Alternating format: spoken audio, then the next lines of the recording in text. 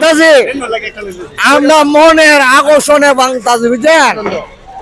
96 আমি ঢাকায় এই শহর একেবারে 96 এর পরে সৈরাচার কেমত আইয়া এই ধানমন্ডি 32 সব কয়টা বাড়ি দলে নিছে বাংলাদেশে আছে সৈরাচারের দলে বুঝছেন। বাংলাদেশের অর্থ পাচার করছে বিদেশ নিয়ে, এখন সৈরাচার গেছে ভারত মোদিরে লয়ে সংখ্যা করত, মোদিরে লয়ে আবার হুমকি মারে বাংলাদেশের জনগণে উঠে।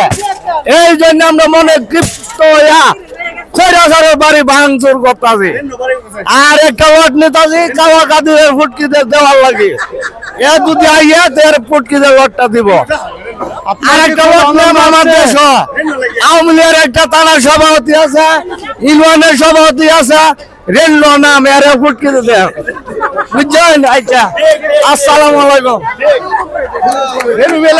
রেনু লাগে একটা লট তার গোয়া দিয়ে ভরা লাগবে, তার গোয়া দিয়া কাওয়া কাদিরের লাগে একটা গোয়া দিয়ে ভরা লাগবে লট কাওয়া কাদিরের লাগে। আসলে সাধারণ জনতার মনে কতটা ক্ষোভ আর কতটা রাগ থাকলে এরকম একটা বক্তব্য তারা দিতে পারে, আসলে তাদের মুখ থেকে আমরা শুনলাম। আসলে বিক্ষুব্ধ জনতা চাইলে অনেক কিছু করতে পারে। তো দেখেন, ক্ষমতা শক্তি আর এগুলো বেশি দিন টিকে না, ঠিক আছে।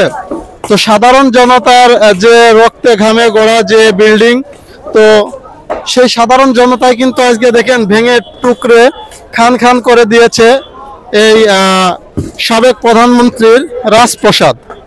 তো যাই হোক, আপনারা দেখতে পাচ্ছেন যে এখানের অবস্থা খুবই ভয়াবহ একটা অবস্থা, সব দিকে আগুন লাগিয়ে প্রায় ধ্বংস করে দেওয়া হয়েছে। তার ধ্বংসাবশেষ আমরা সবাই আসছি দেখতে, আপনারা দেখতে পাচ্ছেন সবাই কিন্তু যে যেখান থেকে পারছে সেই সেখান থেকে কিন্তু ভাঙচুর শুরু করছে। আসলে এটাই হওয়ার ছিল। তো জনতার জন্য যদি ভালো কিছু না করে প্রধানমন্ত্রী এমপি মন্ত্রীরা, তাহলে কিন্তু এরকম ঘটনা কিন্তু ভবিষ্যতে ঘটতেই থাকবে এবং জনতা কিন্তু এরকম ঘটনা দেখতেই থাকবে। তো প্রিয় বন্ধুরা, এখানে শেষ করছি। খোদা হাফেজ।